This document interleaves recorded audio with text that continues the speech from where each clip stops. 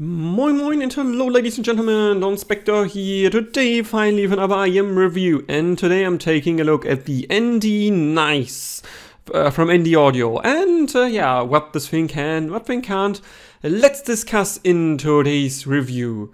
And first, again, thank you ND or ND Audio for sending this over for review. I will give you my honest opinions here, and as usual, a disclaimer: I've not been paid, or I've not been asked, or anyways influenced to say anything positive or negative about this product. I just went out and went in and tried to see what this thing can.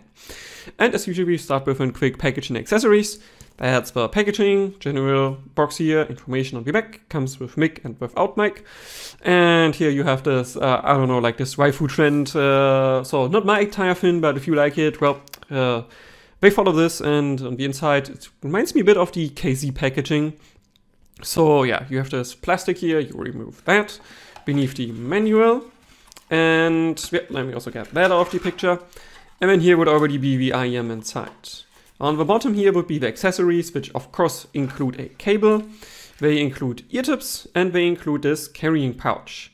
Nothing fancy here to see, it's just regular as accessories, and the ear tips here, at least you get two different sets. One set, let me just try to show it here, the gray set, does have a bit thinner ring around the outlet, and the white set here does have a bit thicker ring around the outlet. And I think the outlet diameter here is also a tiny bit smaller, but not a lot. So both would be considered like medium diameter sized outlet tips. And here would be the IEM itself, but that's already been removed. So that is overall, I want to say, for the price. We're talking about a sub $30 IEM here, also 30 euros, depending on where you're from. So I think that's absolutely acceptable. And yeah, I don't have much complaints about the packaging accessories here. Then next, let's take a look at the IEM Build.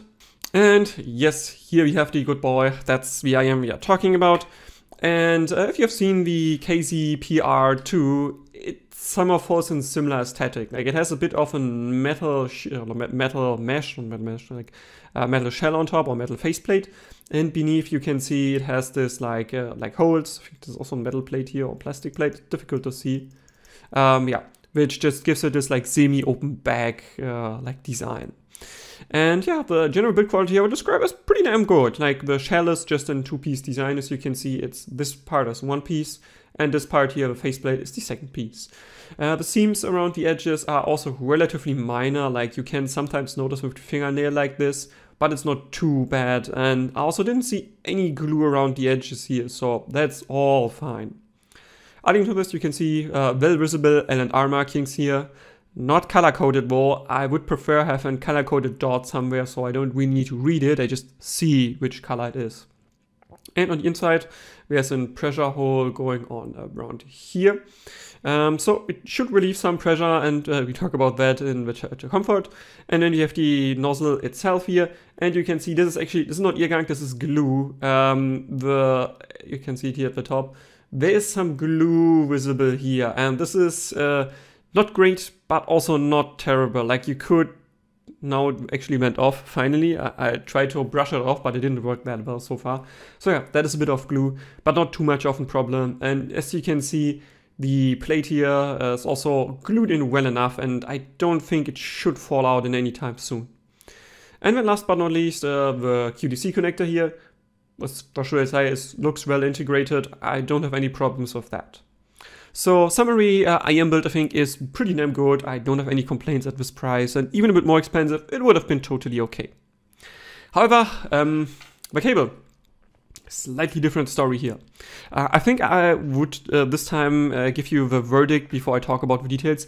It's not a bad cable by any means, and in fact I would say it's probably much better than what you get at Blonde, for instance, or even at the cheap KZs.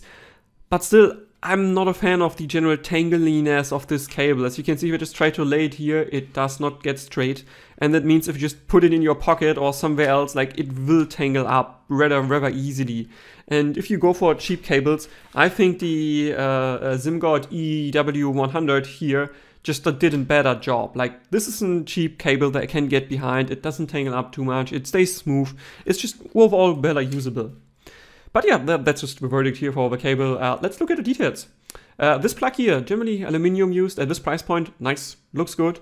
The only issue here is, well, it's like very slippery. So if you plug it into a new DAC or a new amp, it's a bit difficult to grip. So a tiny problem here.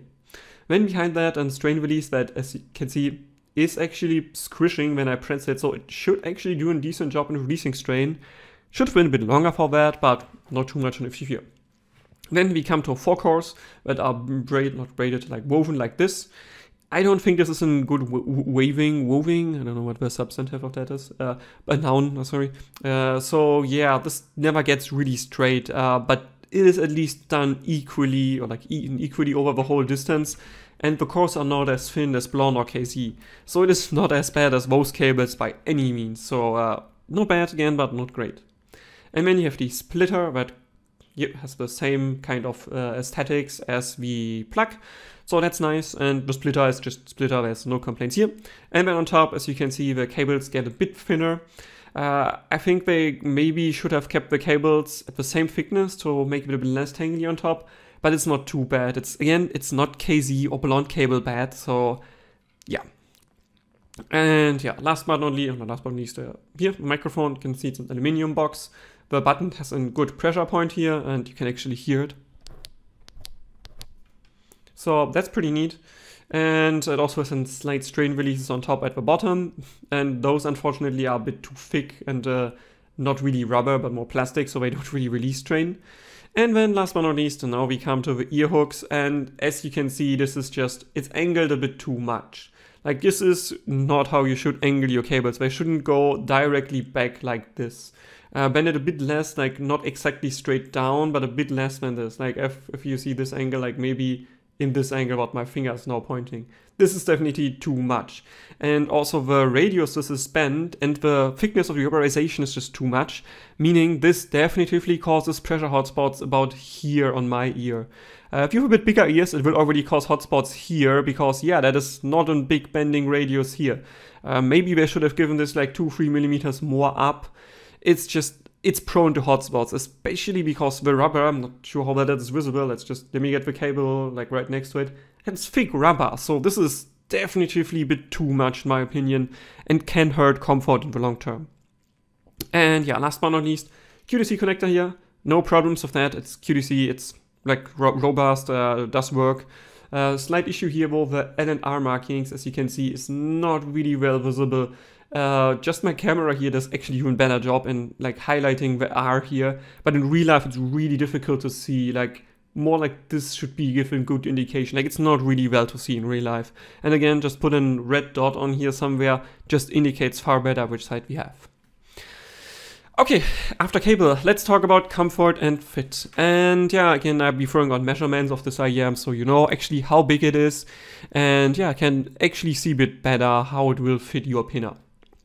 And yeah, what should I say? Generally, this reminds me a bit of the TK-ZK wave in general comfort. That means the nozzle is on the longer side. It is not a mega wide side, but still wide enough. And the general shape is semi-custom enough, so I don't think the shape should be any problems. Especially because the shell itself is not super big. Like, it's not small by any means, but it's really just mediocre or medium in size. So yeah, this should, I think, fit most pinners. Just be aware that the type of tips you are using here should rather be catered towards short, because yeah, this is a rather long nozzle, and I measured it overall, including the bit of the casing depth here, is about like 8 to 9 millimeters, so that is definitely deep inserting IEM. And yeah, some tips like the ST35, they sit, like, they still point out a bit more at the front here, didn't work too well for me. I think some tips that actually do give you a really deep insertion are the ST35 here. They work rather well for me. No, ST35, sorry, the Dunu SNS, because they are not that long, and yeah, they are made for deep insertions, I think. So yeah, keep that in mind if you use them. They rather deep inserting IEMs, and yeah, that can be a problem for some in terms of comfort, but don't have to. And yeah, generally I think it's an okay fitting IEM, not bad, but also not great. Last point I want to say, like, this is 6mm nozzle diameter and 5.8 behind, so it's also not small but not big, so it's okay. And we talk about isolation, and Yeah, when I first got this, I expected this to be more open sounding than the KZPR2 because, yeah, this, as you can see, is not a thick faceplate or like not a thick, like not mesh, but this like dotted plate here. In real life, it's not more open sounding, to just give you a small spoiler here, but it's worse isolating. So that definitively is noticeable, and this IEM I cannot recommend for everyday transport. It just won't isolate well enough. Like if you're sitting in the tram, you can hear most people talking like clear enough, so it's not for everyday transportation. But in the office or so, I think it is still fine, and yeah, I don't hear my laptop too loud through it. So yeah, not great, but also no, other way around, like not absolutely horrible, but really not good at all. And then let's talk about drivability. And on actual spec sheet, these bad boys clock in at only 25 ohms of impedance at 111 decibels per at 1 kilohertz. So it's pretty efficient on paper. And yeah, in real life, these get really loud, really fast. And that means even your rando-ass dongle, like the Apple one, gives you basically everything you ever need with these IEMs. Like, I think they managed to be like at least 95% as good as they would be on better sources, because it really just doesn't take anything to drive. And when people talk about some scaling, sometimes it doesn't scale at all. So just put it on your random ass dongle and you will be fine. For reference, of course, I tried it on BTR5 and UP5, and maybe imaging got a bit better, question mark, but barely noticeable at all, if anything. And yeah, going to SP200 and SU8 didn't do anything, so yeah, you are fine here in terms of drivability with anything. And then we talk about sound. And yeah, general sound signature. I think I would compare it here in this chapter to the Cadenza as like the cheap reference IEM, and much more though to the TK-ZK wave. Because let me just throw on the measurements of the wave compared to the ND nice here. As you can see, those get pretty damn similar. The nice is still more bright than the wave, which I already said was bright. So take that maybe with a grain of salt here. Like small spoiler, it's very bright sounding IEM. But yeah, let's talk about it more in the detailed section. So first again, treble extension, yeah, it does extend past 10K, but it's not that noticeable to my ear. So you do get a tiny bit of air qualities, but not a lot. And yeah, it's really not coming off as the most like resolving IEM in that regard. But when we go a bit further down, as you can clearly see by graph, there's a big peak at 9 kHz and clearly even trumps out the TK-ZK wave and easily the cadenza by a couple decibels. So that is definitively bright sounding.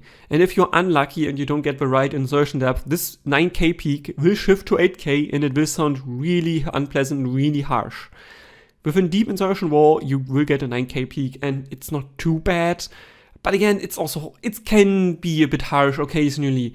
And yeah, compared to the cadenza, which I already said, sometimes has a bit too much. This one definitively trumps that and not the greatest, at least to my ear here.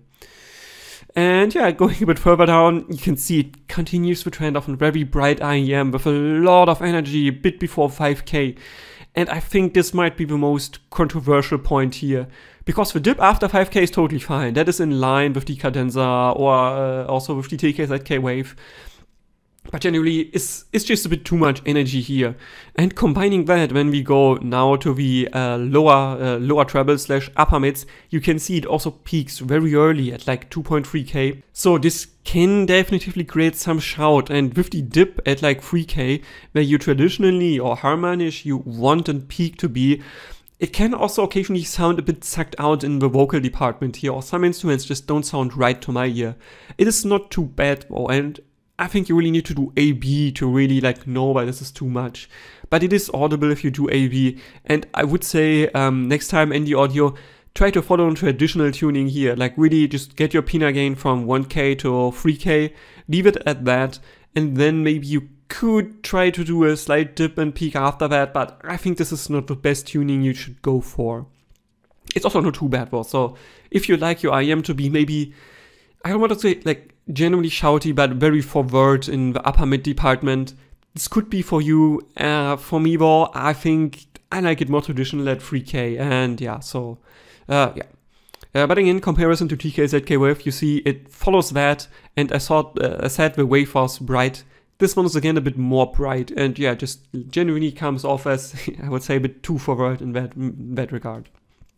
And then we come to mids, and yeah, it's a V-shaped, like a bright V-shaped IEM, as you can see by the graph, so generally the mids are a bit recessed compared to treble and bass. However, recession here is not too bad, and the tonality doesn't suffer too much, as well as presence. So yeah, the bass shelf is also fine here. I think it could be a bit better taste for like leaving a bit more mids, a bit more room to the mids, because this definitely adds a bit too much warmth to my ear, making bass and mids a bit too muddy. But again, it's not horrible, and definitely you find worse IEMs with this price point. And this means a few examples here, all within my hands from Metallica. It doesn't matter if you have the live version or not. Worked rather well, and the vocalist had a like decent tonality, like good tonality to them, and wasn't too much lost in the mix. Just when yeah, it gets a bit more crowded, he tends to be a bit lost, and yeah, the muddiness is noticeable as well. Similar story with Linkin Park, that we throw that in. Lost or Fighting Myself from the latest re-release of Meteora. Chester simply lacks a bit of clarity in the vocals. Like the body is kind of a bit muddy again, it's a bit subdued. I would like a bit more flat mids, and I would say push the bass shelf a bit below, like maybe let it start below 400 Hz, or make it even 300 for that matter. Gives the mids just a bit more reg room to breathe. But again, let me stress, it's not the worst you can buy at this price point, so it's fine if you like your IEM to be a bit more warm in the mids. And yeah, that also means lower mids for that matter are well pronounced, so if you have music that benefits from pronounced lower mids, that will be nice for you. For me though, it doesn't fit my taste, it also doesn't fit my library too much. But yeah, it's again one of those things, if you like them to be pronounced, I think it's okay.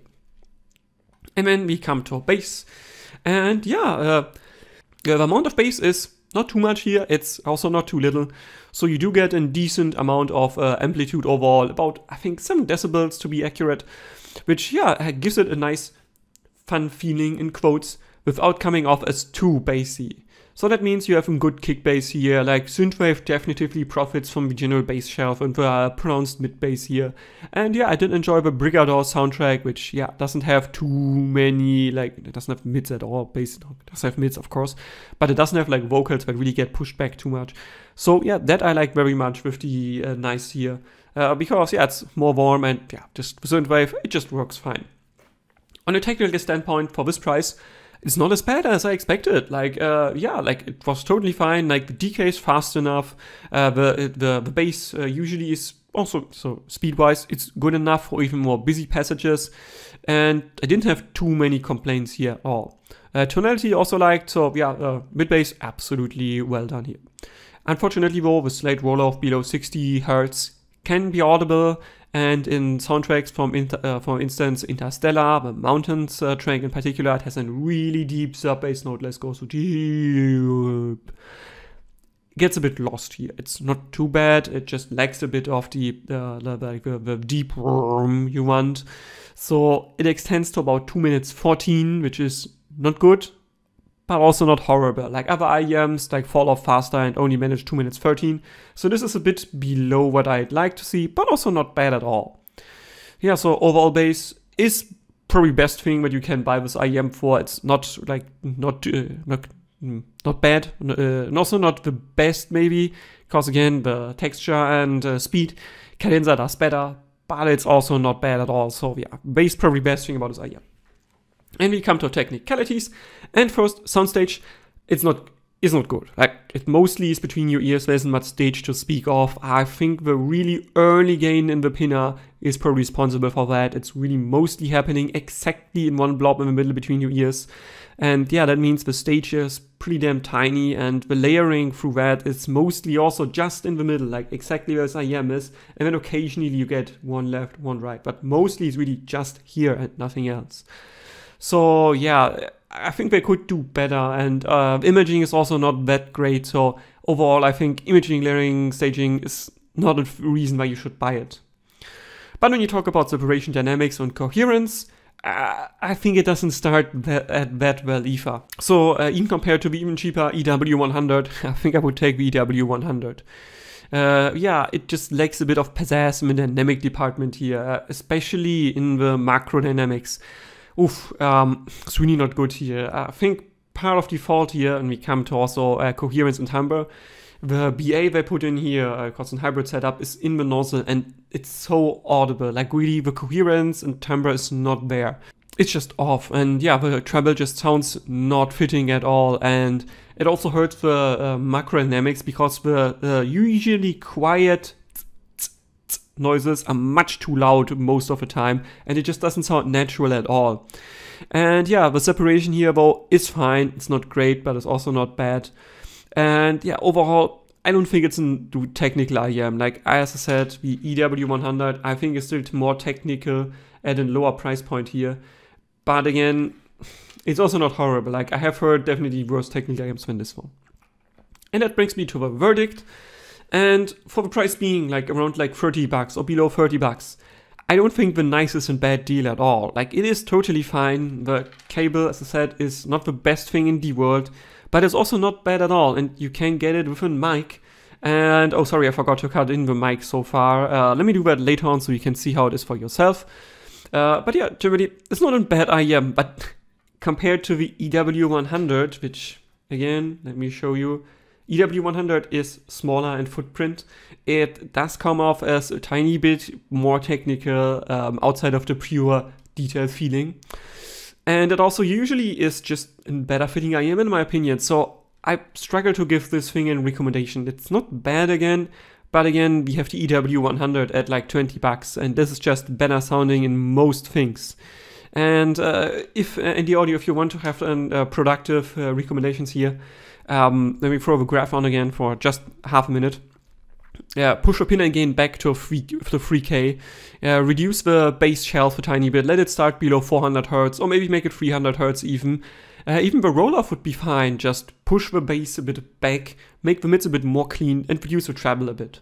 That will make this IEM, I think, pretty damn good. And then you also wouldn't notice too much that the timbre and the treble is off, because if you have a bit less treble generally, you don't notice it that much, or like the incoherence.